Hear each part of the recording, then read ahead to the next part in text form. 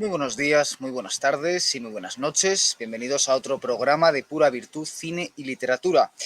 Hoy vamos a comenzar una sesión en 3 partes hablando del concepto de cine trascendental o de cine trascendente. Tengo que aclarar, y esto es muy importante, me gustaría hacer hincapié en ello, de que en primer lugar no se trata ni mucho menos de un estudio exhaustivo. Antes tendría que hacerlo por escrito para poder replicarlo en vídeo.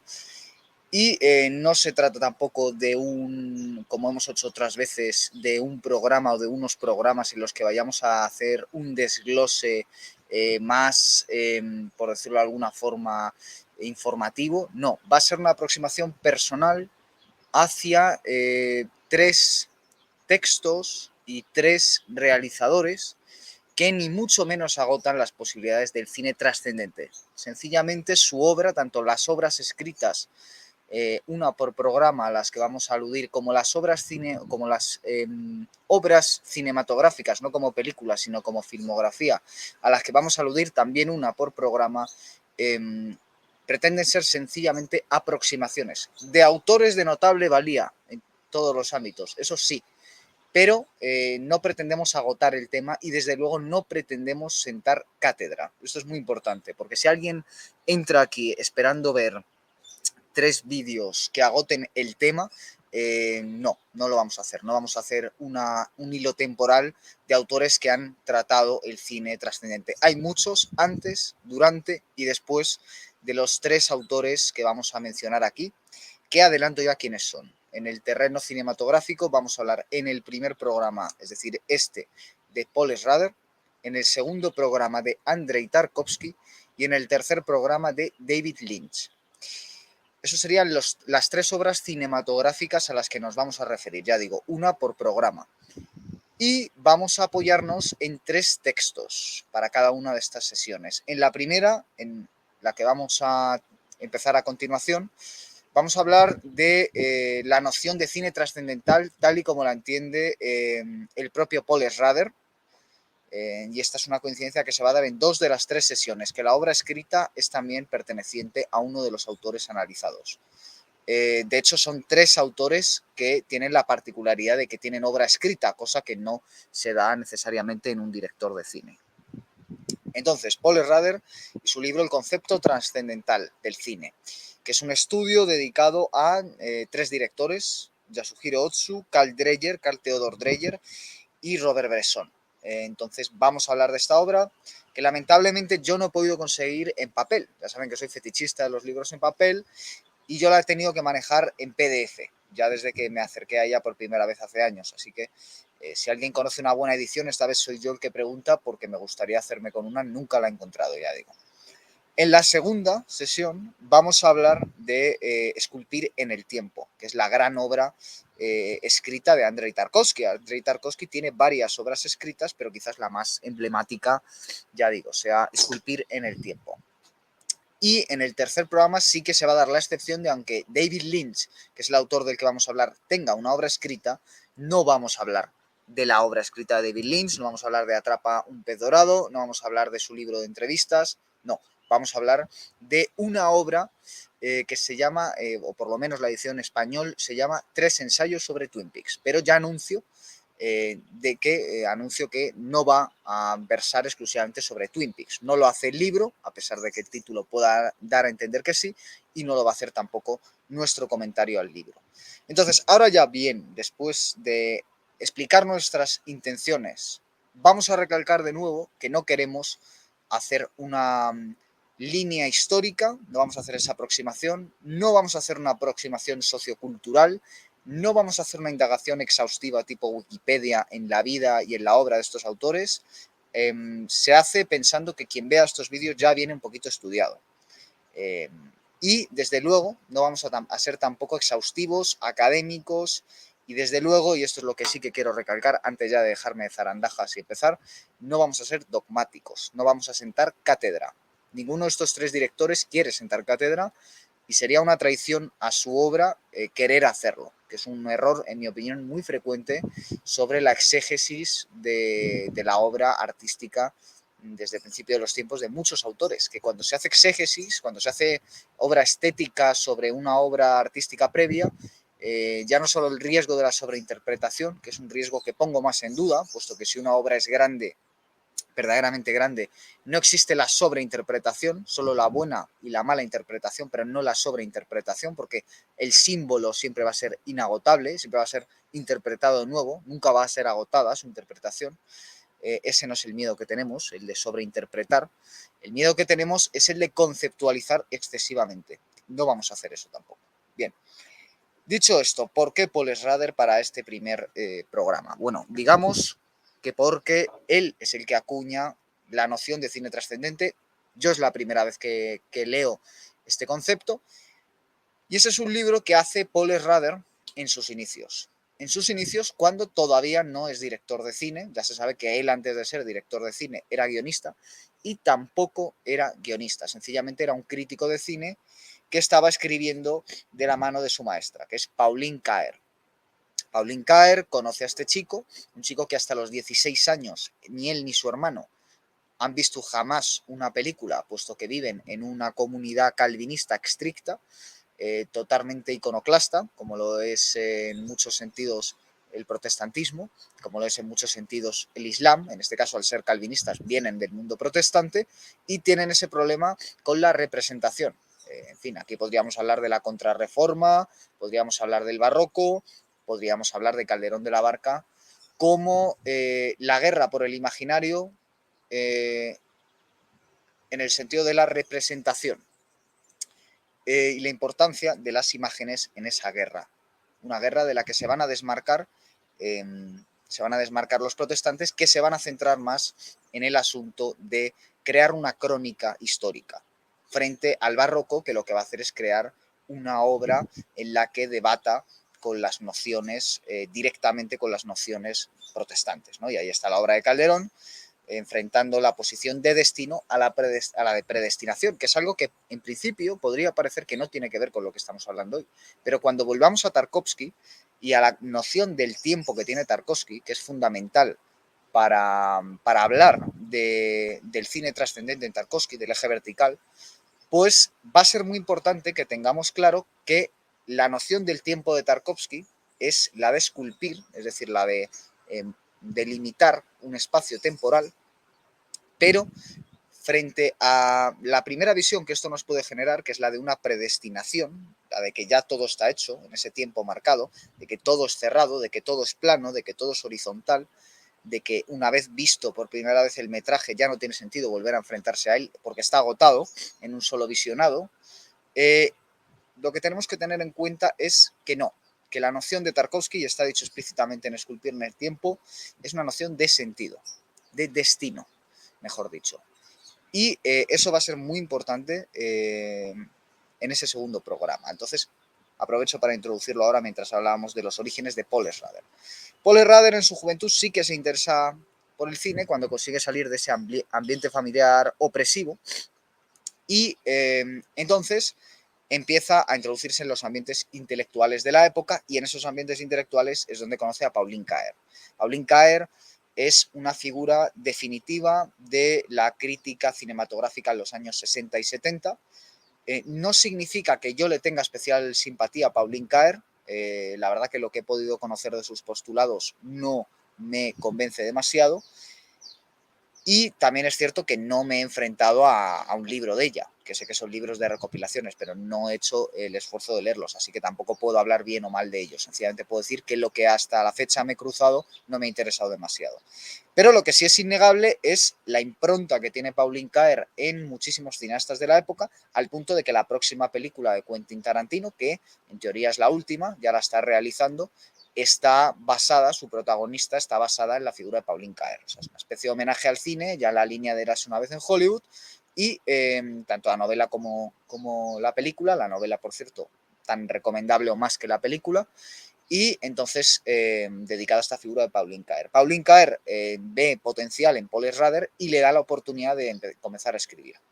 Así pues, Paul Schrader se inicia en el mundo de la crítica cinematográfica y va generando relaciones en estos ambientes, lo cual le llevará finalmente a conocer a otros compañeros de generación brillantes, entre los que se encuentran pues los famosísimos italoamericanos, con los que entablará relación, ese nuevo Hollywood, como lo llama Peter Biskin, esa autoconciencia cinematográfica, como la llama Ángel Fareta, que es el cine de los años 70, con Martin Scorsese, con Brian De Palma, con Francis Ford Coppola, etcétera, etcétera. Se podría añadir a George Lucas, se podría añadir a Steven Spielberg, pero yo creo que los tres que están más allá de toda duda y que tienen sin duda muchísima relación con el cine de Schrader son Francis Ford Coppola, eh, Martin Scorsese y Brian De Palma. Ya digo, intersectan mucho. No vamos, como ya he dicho, a hacer un análisis de la vida y de la obra de Paul Schrader. Sí que hay que decir, si alguien ha leído el libro al que ya he hecho referencia, Moteros tranquilos, toros salvajes, de Peter Biskin, sabrá lo que se cuenta ahí de muchísimos de estos grandes cineastas, ¿no? Es un libro que comienza hablando de Warren Beatty, comienza hablando de la película que protagoniza junto con Faye Dunaway,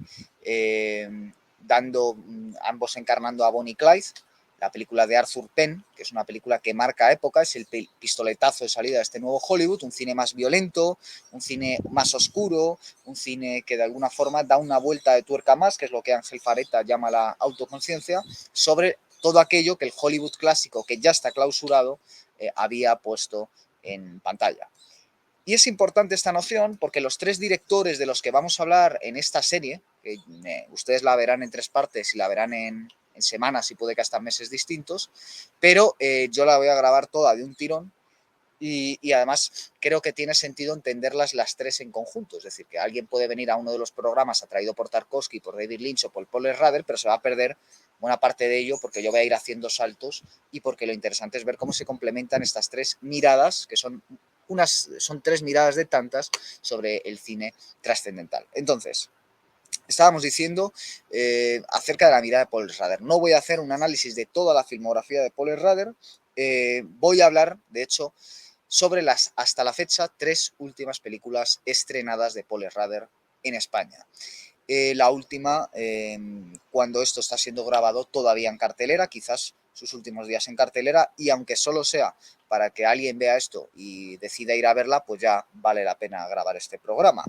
Me estoy refiriendo a la última de esta trilogía, que es El maestro jardinero, y hablo de trilogía porque efectivamente, aunque Paul Schrader, como Andrei Tarkovsky y como David Lynch son 3 directores cuya filmografía debe ser entendida en bloque, cosa que no ocurre con muchos directores de la historia del cine, ocurre con aquellos más autorales, ¿no? Y esa es una noción polémica que Ángel Fareta, por ejemplo, rechaza totalmente, que es cierto que desde un punto de vista etimológico no tiene ningún tipo de sentido, puesto que el cine es un arte conjunto realizado por varias personas y no tiene sentido no tiene sentido hablar de un autor, es una obra común, y ahí está la experiencia de Salvador Dalí. Salvador Dalí hizo sus pinitos en el cine, quizás el más famoso en la codirección de Un perro andaluz junto a Luis Buñuel, y a diferencia de Buñuel, al venir de otro ámbito, Salvador Dalí, que es tanto el de la escritura como sobre todo el de la pintura, pues tuvo una experiencia amarga con el cine, se dio cuenta de que él no podía realizar de una manera tan plena su control sobre la obra al haber tantos factores humanos y no humanos en la película, y entonces acabó abandonando el mundo del cine. Entonces, por eso no podemos hablar de cine autoral como si podemos hablar de una pintura autoral, de una literatura autoral, porque al final el hombre frente al lienzo, el hombre frente a la página en blanco, están solos. Hay editores, hay correctores, hay vendedores, hay libreros, pero eso son otras partes del proceso. En cambio, en una película tiene que haber un director de fotografía, de sonido, montajista, etcétera, etcétera, y estos componentes a veces coinciden con el director, pero la totalidad es casi imposible que pueda ocurrir. Por lo tanto, vamos a hablar de cine autoral, pero con muchísimas comillas, solo de manera figurada, no de una manera literal, porque ya digo que es imposible.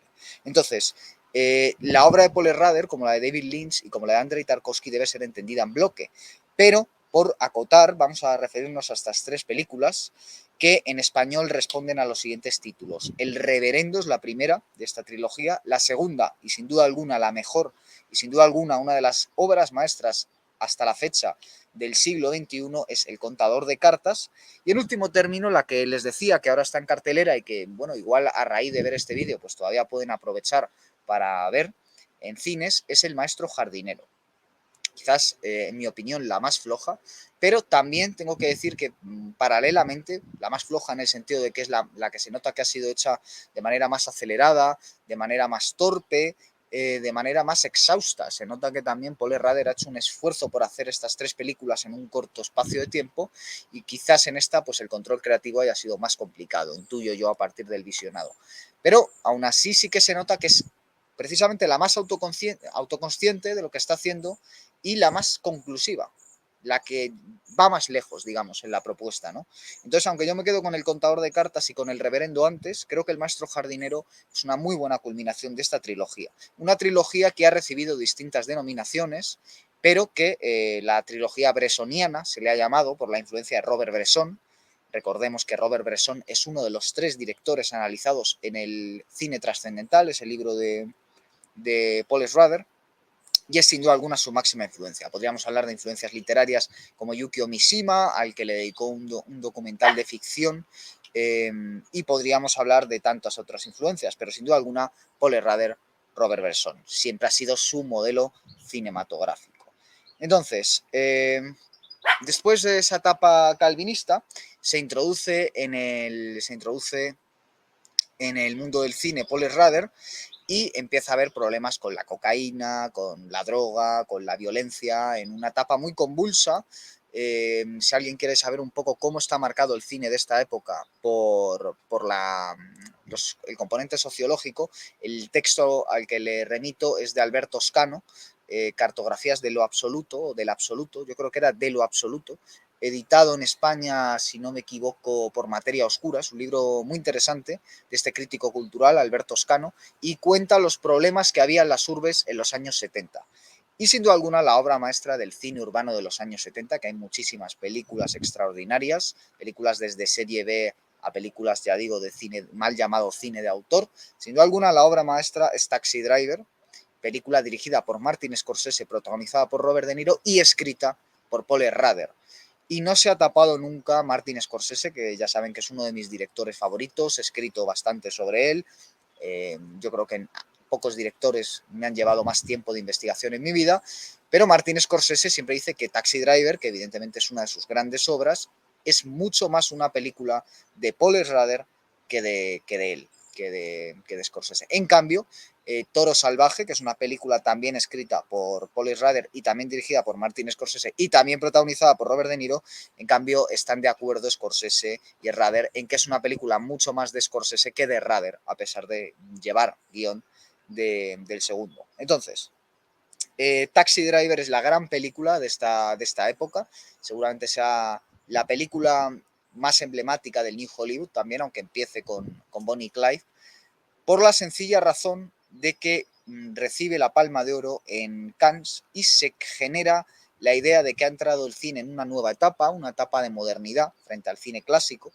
Aquí hay un problema que es el desprecio que mucha gente empieza a plantear por el cine clásico, no estos directores, pero sí un desprecio que yo sigo percibiendo en estos días hacia el cine clásico, ¿no? Como si ver cine contemporáneo o moderno, entre comillas, categorías también cuestionables, más la de moderno que la de contemporáneo, que al final es una cuestión cronológica, moderno es más cuestionable, pero la idea de que hay un cine moderno y un cine clásico y de que el cine clásico es mucho más limitado que el moderno, está muy extendida, generó muchos debates dialécticos que están muy presentes en la época y para mí es del todo espuria, es decir, no hay por qué elegir entre papá y mamá, te deben gustar los dos porque de los dos hay obras extraordinarias. Entonces Taxi Driver genera este debate, este problema, genera la sensación de que hay un cine europeo y un cine norteamericano que mira hacia el cine europeo, ¿no? A través de directores como John Cassavetes, etcétera, que están haciendo en Estados Unidos, en Nueva York, lo que la Nouvelle Vague con Jean-Luc Godard,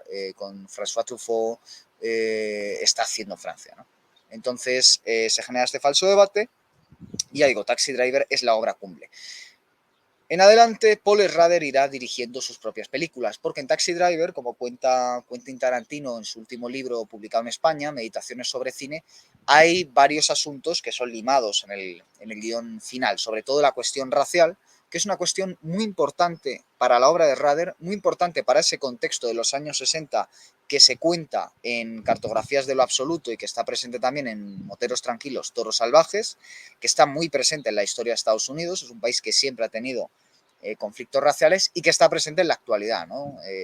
Black Lives Matter, etcétera, todas estas cosas que estamos viendo en los últimos años están muy ligadas a los problemas históricos raciales de Estados Unidos y eso estaba muy claro en el guión inicial de Taxi Driver, como cuenta Tarantino, pero no está tan claro en la versión final de Martin Scorsese, porque se deciden tomar ciertas depuraciones, ciertas decisiones, que al final es lo que hace sobre todo el director cuando el guión no es suyo, y bueno, pues esto es problemático. Entonces, seguramente en parte por esto, Paul Schrader da un salto a la dirección.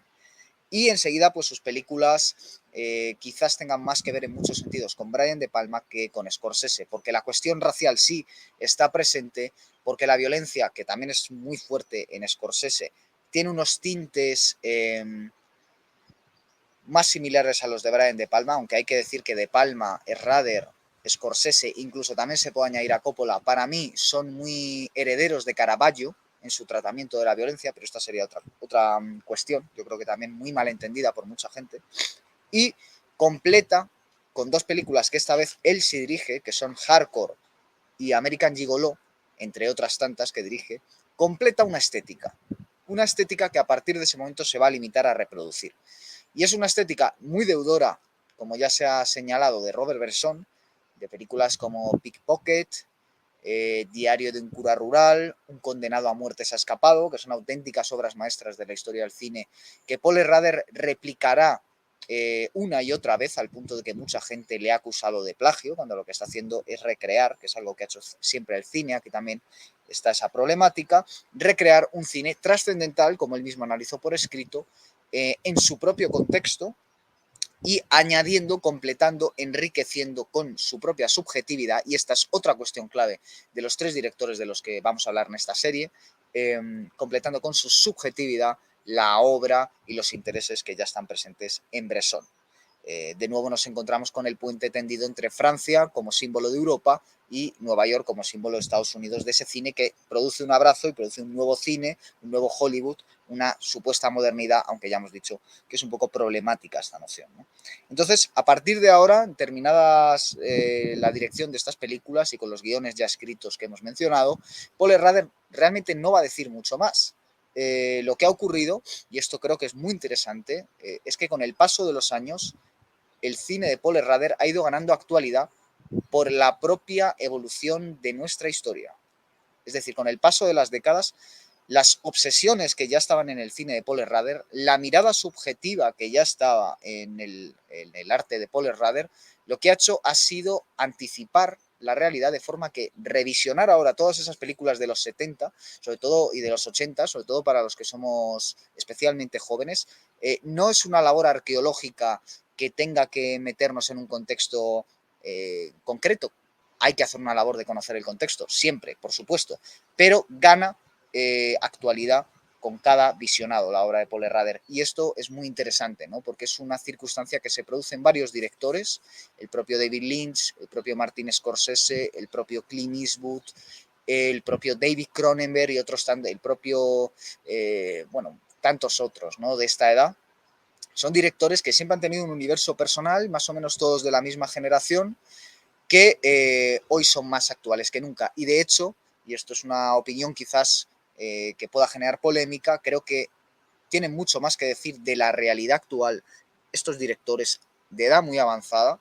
Seguramente les queden muy pocas películas y, para desgracia de quienes amamos su cine, muy pocos años de vida a estos geniales directores. Uno tiembla de pensar que se puedan morir y ver el cine que viene, porque el cine que viene, salvo honradas excepciones, que las hay y son muchas, y tampoco hay que ponerse catastrofistas, pero es cierto que hay un vacío enorme en la mirada de la realidad, ¿no? Entonces, estos directores lejos de haberse quedado obsoletos con el paso del tiempo, con las diferencias generacionales, con los avances técnicos, con los cambios históricos, etcétera, etcétera, lo que han hecho ha sido ir ganando capas y matices, ir adecuándose a la realidad que en curso. Entonces, ya hemos dicho que después de terminar Hardcore y American Gigolo, ya está todo el universo Rudder planteado con Taxi Driver y con Toro Salvaje. Entonces, damos un salto gigantesco en el tiempo, obviamos bastantes películas de Paul Schrader que no digo que no sean interesantes y nos vamos ya de lleno a la noción de cine trascendental que encontramos en esta trilogía de los hombres en la habitación.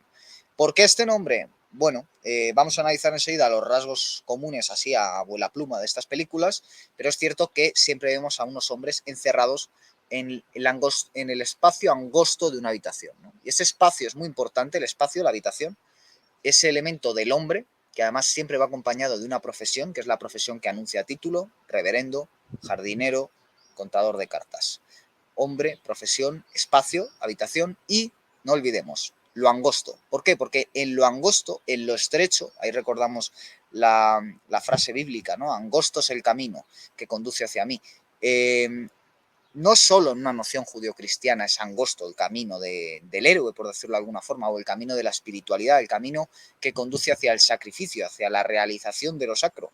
No solo es angosto en ese sentido, también es angosto en el sentido trágico grecolatino, de el camino que va empujando al héroe hacia el destino, ¿no? Entonces, ese espacio estrecho también es interesante en ese sentido, ¿no? Y enseguida nos va a llevar a un punto clave en el cine de Robert Bresson, que es un autor con una noción de lo trascendente muy importante, a Dreyer, que también se mueve en estos aspectos, y al propio Rader, que es los objetos, el espacio estrecho, un cine en muchos sentidos teatral por ser excesivamente interior, un cine que nos podría llevar a hablar de la pintura de Vermeer, de la pintura de Rembrandt, ¿no? Esa forma de retratar los interiores, porque es a partir de la sobriedad precisamente donde nos van a conducir a otra ascendencia directores como Dreyer, directores como Bresson y directores como Schrader, ¿no? Evidentemente, Schrader se basa más en Bresson, pero Dreyer lo tiene también de manera muy fuerte, ¿no? No hay más que pensar en una película como Ordet, La Palabra, para darse cuenta de hasta qué punto lo interior, los espacios, los objetos, los gestos son importantes, ¿no? Bresson exactamente igual, planos de manos, planos de talle, etcétera, etcétera. Todo eso nos hace ver cómo lo trascendente no viene de ningún tipo de fantasía. Hay autores que sí lo hacen así, y hablaremos de Tarkovsky y de cómo entiende los sueños, porque hay una relación, pero no es el caso de Rader. Entonces, la primera película de esta trilogía es El Reverendo, a mucha gente, protagonizada por Ethan Hawke. A mucha gente esta película le parece la más floja de las tres, a mucha gente esta película, bueno, le generó cierta decepción. Lo primero que hay que decir del Reverendo, y aquí enlazamos también con Tarkovsky, es que tiene uno de los mejores finales de la historia del cine. Las películas de Tarkovsky también tienen la especialidad de los finales. Hay mucha gente que las encuentra insoportables o difíciles de ver, desde luego fáciles de ver, reconocemos que no son, en un sentido convencional del término, pero las películas de Tarkovsky se destacan por la maravilla de sus finales. Bien, las películas de Paul Schrader, no en vano, también, porque el final es fundamental. Al final, en ese espacio de tiempo delimitado por el director, delimitado por el metraje, delimitado por el montaje, delimitado por la puesta en escena, por lo que allí se ha puesto, la representación actoral, la representación escénica a través de los objetos y del espacio, obviamente el final es hacia aquello, hacia lo que es conducido el espectador para recibir precisamente el eje vertical. Tiene que aparecer, puede aparecer a lo largo del metraje, pero si tiene que aparecer en un momento, obviamente es al final de la película, que es cuando debe producirse la catarsis, obviamente, ¿no? También diferenciando lo que cada autor pueda entender por catarsis, lo que cada obra esté exigiendo, pero de alguna forma esa sacralidad es más presente que nunca en el final. Y viendo el final de las películas de Tarkovsky o el final del Reverendo o de las películas de Paul Schrader en general, uno se da cuenta de que esto es así, ¿no? Paul Schrader basa sus finales, como tantas otras cosas, en los finales de Robert Bresson. De hecho, coge el final de Pickpocket y lo utiliza en tres películas. En su momento, American Gigolo, Hardcore y en El contador de cartas. Es exactamente el mismo final de Pickpocket adaptado en cada ocasión y, en mi opinión, perfeccionado, al punto de que el mejor final de estos, en esta secuencia, es el del contador de cartas, ¿no? Pero decía del final del Reverendo que ya me parece uno de los mejores finales de la historia del cine. Una especie de delirio romántico, místico, que me parece una barbaridad, rodado con un estilo muy deudor de Hitchcock y de Palma. Recordemos esa escena de Vértigo en la que James Stewart saca a Kim Novak del agua bajo el puente de San Francisco, creo que era, y la cámara da una vuelta, ¿no?, en torno a ellos mientras la sostiene. Brian De Palma utilizará en varias películas la misma técnica, la cámara dando vueltas de una manera mucho más barroca y autoconsciente en torno a los personajes, y en mi opinión Paul Schrader perfecciona aún más esta técnica en el final del Reverendo. Si alguien lo quiere considerar un spoiler, bueno, pues yo creo que se equivoca, pero adelante. Da la cámara, genera una de las secuencias oníricas más impresionantes que yo he visto en una pantalla. Y en esta película, como decíamos antes, sus obsesiones, al estar ya agotadas, sin ningún tipo de pudor, y en mi opinión hace bien, Paul Schrader suma para generar el guión del Reverendo 3 películas muy relevantes para él. De 3, bueno, una suya, ¿no? Taxi Driver, es obvio que el Reverendo, como luego el contador de cartas o el maestro jardinero, tiene elementos que ya estaban en Taxi Driver. Al final, todo lo que ha hecho Paul Schrader son variaciones de la historia que cuenta en Taxi Driver, que no deja de ser su historia. Un hombre marcado por un pasado, y aquí me dirán algunos, bueno, está usted haciendo una crítica subjetivista y metiendo elementos de la vida del autor, entremezclando la vida con la obra. Usted no es nada académico. Bien, no estamos pretendiendo ser académicos, estamos pretendiendo hablar con la opinión plena de alguien que está en YouTube al final, ¿no? Por supuesto que mezclamos la vida con la obra porque estamos hablando de autores, de autores que se implican personalmente en sus obras. Los hay que no. Es muy difícil hablar de Kubrick a partir de su obra, de Kubrick como persona a partir de su obra. Hay unas obsesiones, hay unos temas, hay una estética, pero no está la vida de Kubrick en su obra. Y si lo está, es de manera muy disimulada. En cambio, la vida de Paul Schrader creo que sí está en su obra y creo que puedo demostrarlo. Y la vida de Andrei Tarkovsky creo que también. David Lynch es más esquivo, pero bueno, también se podría hablar, ¿no? Entonces, en el caso de Paul Schrader, es evidente que su historia de alguna forma es la historia de Travis Bickle, el protagonista de Taxi Driver, adaptada, ¿no? Travis Bickle viene de Vietnam, se hace taxista, tiene problemas con las mujeres como los tenía Paul Schrader, y ahí está Moteros Tranquilos, Toros Salvajes, de Peter Biskin, donde se cuenta la obsesión, los rasgos en común que tenía Paul Schrader en su juventud con Travis Bickle, el ir armado, el ir amenazando, las tentaciones suicidas, la relación conflictiva con las mujeres, todo eso está presente en el propio Paul Schrader y en Travis Bickle, su gran creación, y lo refunde en El Reverendo junto con 2 películas religiosas, porque claro, al ser su protagonista un sacerdote, es muy relevante el apartado religioso. ¿Qué 2 películas? 2 obras maestras de la historia del cine. Los Comulgantes, de Ingmar Bergman, primera vez que sale Ingmar Bergman a colación. Ya saben que aquí le dedicamos un programa a su extraordinaria serie Secretos de un matrimonio. Somos bermanianos, eso hay que decirlo.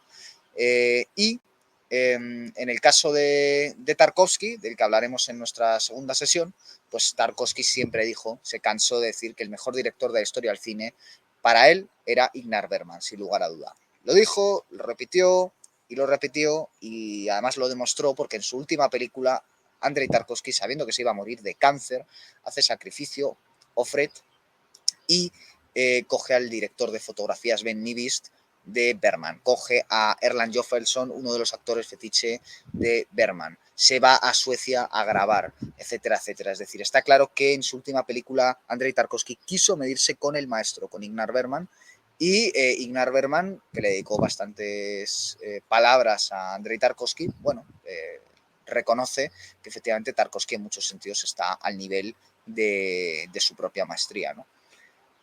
Otra cuestión sería hablar de Bergman. No he querido incluirlo porque ya hablamos de él en ese programa sobre secretos de un matrimonio. Me remito a ese programa para quien le interese. Sin duda alguna también es un autor con una noción trascendental. En su caso es una visión agnóstica.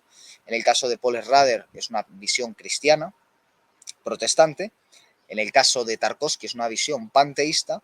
Y en el caso de David Lynch es una visión New Age. Entonces, decíamos, en El Reverendo se refunde Taxi Driver con Los Comulgantes, película sobre un sacerdote que vive en una comunidad de absolutos infieles, de absolutos descreídos en un pueblecito situado, por supuesto, en Suecia.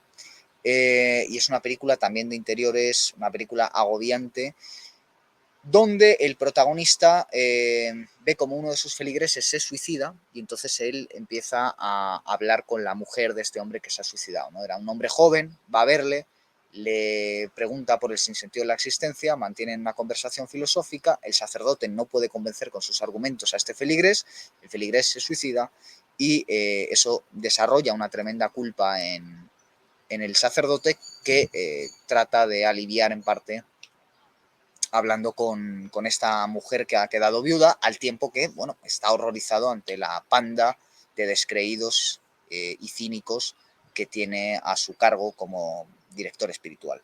Entonces, coge esa parte, la del suicida, la de la mujer, y lo junta con una problemática actual. Y esto es muy interesante en esta trilogía, cómo va metiendo Paul Schrader asuntos de la actualidad en la película. En este caso, el llamado cambio climático. Pongamos que, por evitar polémicas, y por favor espero que nadie me hable de que este hombre ha dicho cambio climático, ¿qué estás diciendo? Vamos a entendernos que hoy estamos hablando de cine. La película habla de la destrucción de la naturaleza por parte del hombre, sus efectos nocivos, el punto extremo al que hemos llegado, etcétera. Para mí es un problema real. Se puede matizar lo de cambio climático, etcétera, pero si lo planteamos así, yo creo que está más allá de toda duda la destrucción de la naturaleza por parte del hombre. Y eso es muy importante en el reverendo, ¿no? Porque esa angustia que es de uno sustituye la angustia existencial tan bermaniana por esta angustia de la actualidad, aunque de alguna forma las liga, es Schrader, y ocurre lo mismo, debaten sobre este tema, el sacerdote no consigue convencer al feligrés, se suicida y empieza a entablar una relación especial con la viuda de este hombre. Y al mismo tiempo se obsesiona por este problema y empieza a pasear, empieza a ir de un lado a otro, a leer sobre estos temas y se obsesiona un poco a la manera de Travis Bickle, ¿no? Entonces ya vemos cómo es la trama de los comulgantes y la trama de Taxi Driver se van cruzando. Y aquí es donde llega la tercera trama, que él refunde, que como no es una trama de Robert Bresson. En este caso no es Pickpocket, que es la que está presente en American Gigolo y está presente también en El contador de cartas, sino que en este caso se trata de El diario de un cura rural. Otra gran obra maestra de Bresson, si no me equivoco, las novelas de uno de estos escritores católicos franceses de la época, no sé si era de Mauriac, esto si alguien lo quiere poner en los comentarios lo podría mirar, pero ahora es que no me acuerdo y no me lo he memorizado. De Mauriac, de Bernanos, yo creo que era o de Bernanos o de Mauriac, de algunos de estos escritores católicos de esa época en Francia.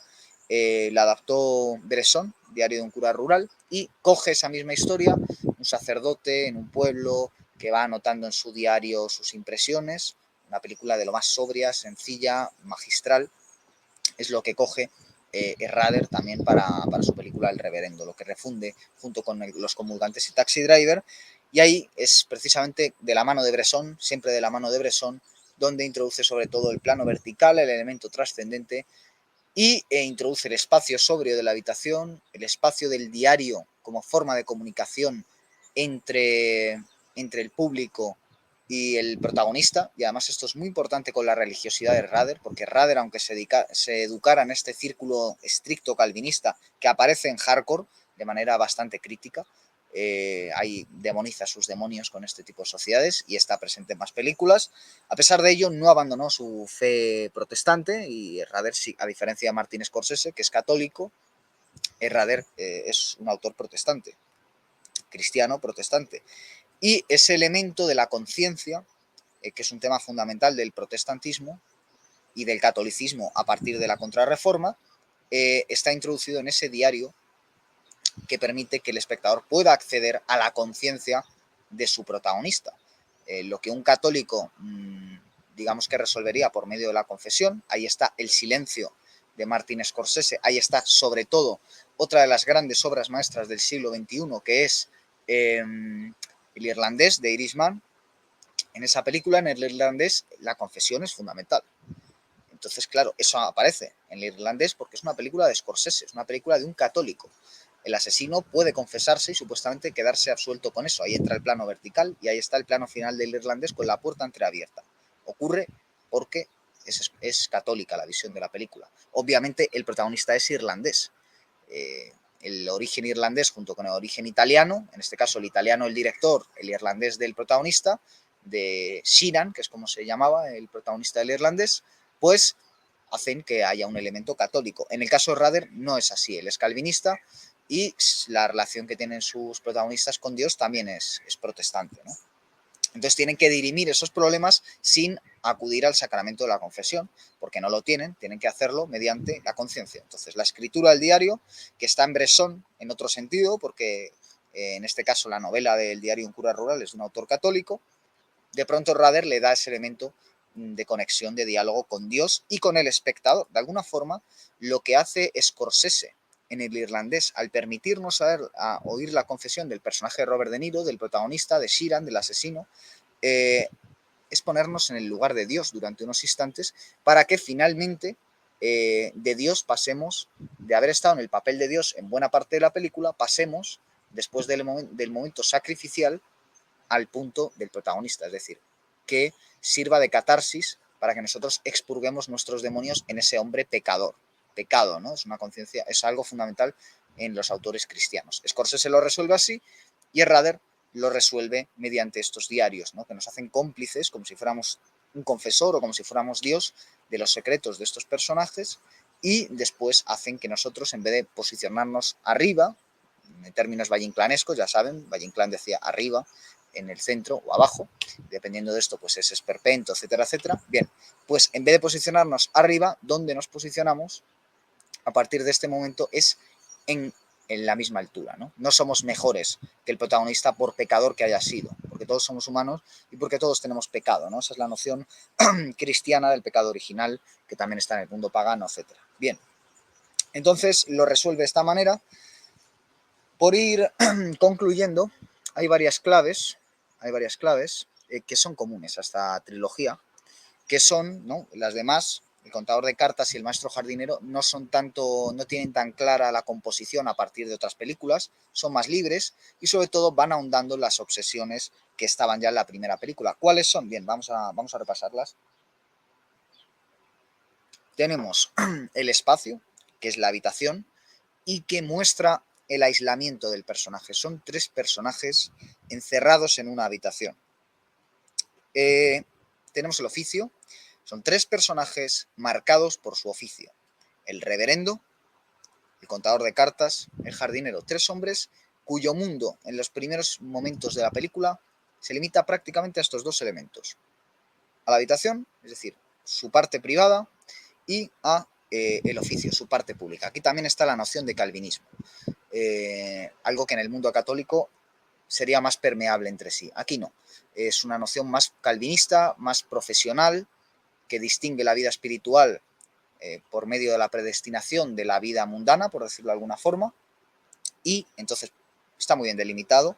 Tenemos por un lado el espacio y por otro el oficio para conocer a estos personajes. Entonces, si el espacio, la habitación, lo que nos está es denotando el aislamiento, el oficio, ¿qué es lo que nos está marcando? La profesionalidad. Es decir, tenemos a unos personajes con un pasado traumático, en el reverendo un hijo muerto en Irak, en el contador de cartas un pasado también en la guerra, pero en este caso como torturador, haber sido soldado torturador en un campo de presos tipo Guantánamo, y en el maestro jardinero un personaje que ha sido nazi, de un grupo nazi, ultra supremacista blanco, y entonces estos tres personajes de estas tres películas tienen este pasado y se han refugiado en un espacio, en una habitación donde pueden depurar su conciencia escribiendo en el diario y en un oficio sobrio que les permite vestirse de profesionalidad, ¿no? Y de alguna forma, cuando están fuera del mundo son profesionales, cuando están fuera en el mundo son profesionales y cuando están dentro en la habitación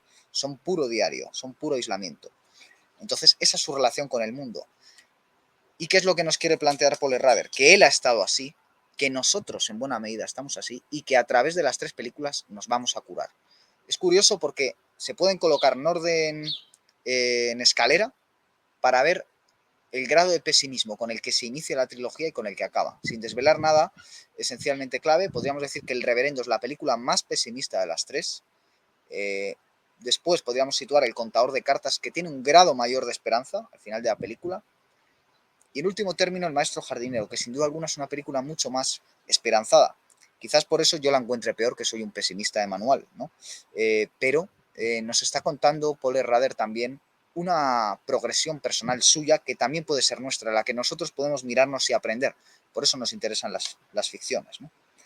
Entonces, estos personajes con su habitación, con su aislamiento, con su diario, con su profesión, con su género, es muy importante que sean hombres, porque su relación con las mujeres es muy importante, como lo es en la vida de Rader, y ¿no? Ese conflicto que tienen toda esa masculinidad de estos directores de cine de los años 70, que han sido muy deconstruidos por las teorías posmodernas de signo sociológico, de género, etcétera, poscoloniales, que han querido ver en estos hombres, en su forma de ver a las mujeres, a otras minorías étnicas, etcétera, han querido ver conflicto, y lo hay, pero han querido verlo de manera maniquea, en mi opinión. Es muy importante considerar que son hombres, ¿no? Estos personajes. Y además viven en la repetición, ¿no? Es decir, su día a día es idéntico. Viven en una repetición de acontecimientos que también Rader nos plantea siempre en los primeros minutos de la película. Ver sus gestos, sus acciones, sus rituales secretos. Aquí la película que más trabajado tiene este aspecto es El Contador de Cartas, una de las razones por las que yo la considero la superior. También El Maestro Jardinero nos mete de lleno en el mundo de la jardinería. El crítico español Carlos Boyero dice que no le gusta la película porque es una película que es un manual de jardinería. Bien, se ve que no ha entendido absolutamente nada de lo que trata la película, ¿no? Ni de por qué es importante conocer el oficio de este personaje. En El Cortador de Cartas ocurre lo mismo.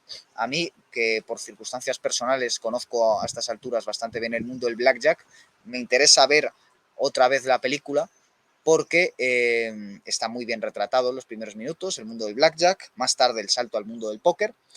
Entonces el mundo de casinos y de cartas está muy bien retratado, ¿no? En El Contador de Cartas, y sobre todo la forma en la que lo vive su protagonista, interpretado por Oscar Isaac, ¿no? La primera, ya hemos dicho que era Ethan Hawke, la segunda Oscar Isaac, y la tercera Joel Edgerton. Son los tres actores protagonistas. Muy interesante que no haya cogido al mismo actor, yo creo que es una decisión inteligente para darle matices, ¿no? Ha cogido actores habitualmente expresivos, sobre todo Ethan Hawke.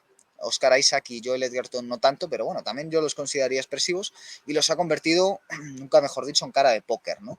En gente hierática, fría, que no transmite emociones, ¿no? Que también es muy importante. ¿Por qué? Porque llevan la máscara del profesional, ¿no?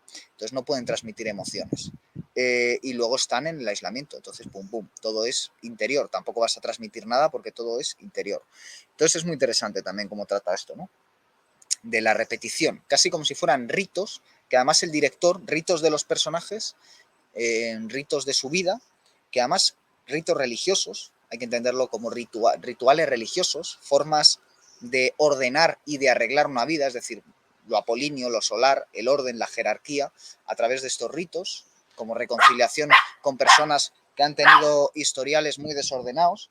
Y entonces, en último término, habría que hablar de, obviamente, a dónde nos encamina el director, ¿no? ¿A dónde nos encamina con todas estas historias, con esta trilogía? A la redención. La redención entendida como el eje vertical, la redención entendida como el momento de redención de los pecados, ¿no? Valga la redundancia. ¿Por medio de qué? Bien, pues otro elemento que será común, no tanto a Tarkovsky, esto es interesante, aunque en Solaris sí, la película Solaris de Tarkovsky está en plena sintonía con esto que estamos comentando de Rader, no tanto en Lynch, la segunda parte de la filmografía de Lynch, como ya veremos, no va en este sentido, pero la primera sí, sobre todo Corazón Salvaje, Terciopelo Azul, estamos hablando del amor. Esta trilogía de Paul Rader, la película Solaris de Andrei Tarkovsky, Terciopelo Azul, Corazón Salvaje, hablan del amor como la puerta a la trascendencia, ¿no? Como la puerta a la redención para estos hombres de pasado convulso. Y en El Contador de Cartas es donde mejor se cuenta esta historia de redención por medio del amor, de salir de una habitación, incluso aunque sea para entrar en la cárcel, pero aún así lograr redimirnos por el amor, ¿no? Y es un mensaje soberbio, tal y como está tratado en El Contador de Cartas, que está pues desde grandísimas obras de la historia de la literatura, empezando por la propia Odisea, continuando por la Divina Comedia, etcétera, etcétera. No vamos a hacer una enumeración porque no acabaríamos. Y al que está también en la espiritualidad de la modernidad, lo encontramos en el Renacimiento, con la Donna Angelicata, lo encontramos, por supuesto, en la Teosofía de Madame Blavatsky de Rudolf Steiner, ¿no? El amor como la forma que conduce hacia los mundos superiores, y lo encontramos en Valle Inclán, que ya lo hemos citado, La lámpara maravillosa, su texto sobre esoterismo, que bebe de la Teosofía. Lo encontramos en muchísimas obras de la literatura y lo encontramos en esta trilogía de Paul Rader de Los hombres en la habitación, en El reverendo, en El contador de cartas, en El maestro jardinero. Es el amor, ¿no? Y en ese sentido, la tercera película introduce un tema muy de actualidad en Estados Unidos, que es el tema racial. ¿Por qué? Porque el protagonista es un blanco que ha sido miembro de un grupo nazi de supremacistas blancos, que mataban personas negras, les daba palizas, que acaba enamorándose por circunstancias de una mujer mulata, es decir, hija de un negro y de una blanca, de una chica más joven, de otra generación, y esto también es interesante, que es mulata, ¿no? Entonces el conflicto que tienen ambos de afrontar estas dos realidades aparentemente irreconciliables y de superarlas por medio de esa potencia extraordinaria que es el amor, ¿no? Y de esta forma, los dos, porque ya tiene problemas con las drogas, alcanzan la redención, dejan atrás sus fantasmas, ¿no? Además, es la película que tiene un potencial simbólico mayor, porque claro, tenemos el jardín, que es un motivo que está pues para el mundo judío-cristiano desde el Génesis, del mundo pagano, ¿qué vamos a decir de los jardines? El mundo renacentista, que de alguna forma es la suma de ambos, ¿qué vamos a decir? ¿Qué vamos a decir de obras como el de Camerón? ¿Qué vamos a decir de tantísimas obras pictóricas, arquitectónicas, literarias del jardín y de su simbolismo, ¿no? Es gigantesco y es muy consciente Paul Rader de esto y le da un salto más simbólico. Y aunque la película para mí tenga algunas torpezas en su realización que la hacen inferior a las otras dos, solo este potencial simbólico, que ya es un salto, creo que es muy interesante de cara a esta noción de lo trascendente, ¿no? Porque el símbolo es lo que nos pone siempre en contacto con lo trascendente, puesto que es la otra mitad, ¿no? El símbolo ya saben que hace referencia a dos mitades perdidas que de pronto pues, se encuentran de nuevo. La moneda, que tiene dos partes y se vuelven a juntar, ¿no? Lo cual ya de por sí es una metáfora del amor. Obviamente el amor, como puede saber cualquier lector de Julio Sebo, la metafísica del sexo, como puede saber cualquier estudiante de alquimia, ¿no? El matrimonio entre el cielo y la tierra, como puede saber cualquier estudioso de los símbolos, las bodas entre la luna y el sol, ¿no? Es una cuestión fundamental de abrazar el absoluto, de abrazar al otro, la otredad. Y en esta película Rader consigue que ese relato simbólico case muy bien con la realidad de nuestro tiempo, la realidad de unos Estados Unidos al borde de la guerra civil, al borde de la ruptura, al borde de la destrucción. Y Paul Rader al final nos dice lo que ya nos decían los Beatles y que aquí en Madrid nos recordó hace cosa de un año y pico el bueno de Mircea Cartarescu, nuestro admirado Cartarescu, diciendo aquello de All you need is love, ¿no? Pues All you need is love es lo que también nos viene a decir Paul Rader en esta película, y lo hace con un discurso simbólico donde está un jardín que puede ser interpretado como una suerte de jardín del Edén, porque empieza la película y el protagonista, interpretado por Joel Edgerton, este maestro jardinero, está ahí más allá del bien y del mal, en una especie de paraíso donde el tiempo no transcurre, donde todo es perfecto, donde se puede dedicar a las plantas, y de pronto hay un problema porque su jefa, que es la dueña del jardín, le dice, quiero que contrates a mi sobrina nieta, que ha perdido a su madre, ha perdido a su padre y tiene problemas, quiero que te hagas cargo de ella y que la enseñes el oficio para que ella se pueda quedar con esto algún día. Él le dice, de acuerdo, lo haré. Y está introduciendo a esta mujer que sería como Eva, ¿no? O sea, Adán estaba solo en el paraíso y de pronto Dios creó a una mujer de su costilla. Por cierto, como más tarde ese nuevo Prometeo, que es el monstruo de Frankenstein, le pedirá a su creador, hazme una mujer, ¿no? Yo también quiero poder amar. Y obviamente, al ser ya una aberración el monstruo de Frankenstein, pues esa mujer del monstruo de Frankenstein es más aberrante aún y desencadena hechos incluso más atroces de los que ya lleva a cabo esa traición fáustica o prometeica de la creación del monstruo. Paréntesis cerrado. volvemos al asunto del paraíso. Entonces, esta mujer es como una Eva que viene, en principio, a crear disturbio. ¿Por qué? Porque obviamente los dos tienen contacto carnal. Esto es presenciado por la dueña del jardín y lo que hace es expulsarlos. O sea, es que no puede ser más clara la alegoría que está utilizando aquí Paul Rader. Lo que hace es expulsarlos de este pseudo paraíso y ambos tienen que huir y conocerse porque han cometido un pecado, han acabado con las normas que les garantizaban la estancia en ese mundo perfecto y a partir de ahora pues se las tienen que componer ellos solos. Y entonces no deja de ser interesante el tratamiento que hace, ¿no? Porque además, tal y como caracteriza Paul Rader a la dueña de este jardín, interpretada brillantemente por Sigourney Weaver, que hacía muchos años que no estaba tan bien, supongo que también le han faltado los papeles, ya saben, la actriz de Alien, entre otras películas, le da todos los rasgos a este personaje que tiene el dios del Antiguo Testamento, que es un dios envidioso, ególatra, el dios judío, ¿no? Etcétera, etcétera. Se los da y, bueno, finalmente tienen que superar unas pruebas, que esa nos podría llevar a hablar de las novelas bizantinas, donde unos amantes tienen que superar unas pruebas, que más tarde Chrétien de Troyes le daría un contenido simbólico a estas pruebas, un contenido trascendente precisamente, que perfeccionaría Dante Alighieri en la Divina Comedia, luego Wolfgang von Eschenbach en el Parsifal y tantísimos otros autores han ido perfeccionando a lo largo de la historia. Y una vez superadas estas pruebas, los dos protagonistas del maestro jardinero pueden reincorporarse al jardín, pueden regresar al paraíso. Y entonces el final, que es cierto que es una escena mucho más floja visualmente que la del reverendo y la del contador de cartas, simbólicamente es también tan interesante o más que las anteriores, porque lo que nos plantea es que unos vándalos entran y profanan la habitación del maestro jardinero. Alguien ha entrado en la habitación de ese hombre en la habitación. Y acaba la película en que ellos, que ya están juntos, pueden quedarse en el jardín, han encontrado la redención en el amor, etcétera, etcétera, ambos están pintando la habitación, juntos. Es decir, la habitación ya no es la habitación de un hombre solo, ahora es la habitación de dos personas enamoradas, ¿no? Entonces, finalmente se ha roto el aislamiento, se ha abrazado a la otredad, y de esta forma Paul Rader cierra un ciclo en el que se habla de la historia reciente de Estados Unidos, un ciclo en el que se habla de su propia trayectoria personal y un ciclo en el que habla de este prototipo de personaje que ha ido perfeccionando con el paso de los años. Todo ello para introducirnos el plano trascendente, el eje vertical que intersecta con el eje horizontal, generando un Adán Catmón, un hombre tradicional, un hombre completo, puesto que contiene los dos elementos que tiene el hombre, que son carne y espíritu, aunque la tríada ya saben que ustedes que es carne, espíritu y alma, o carne, espíritu y mente, depende.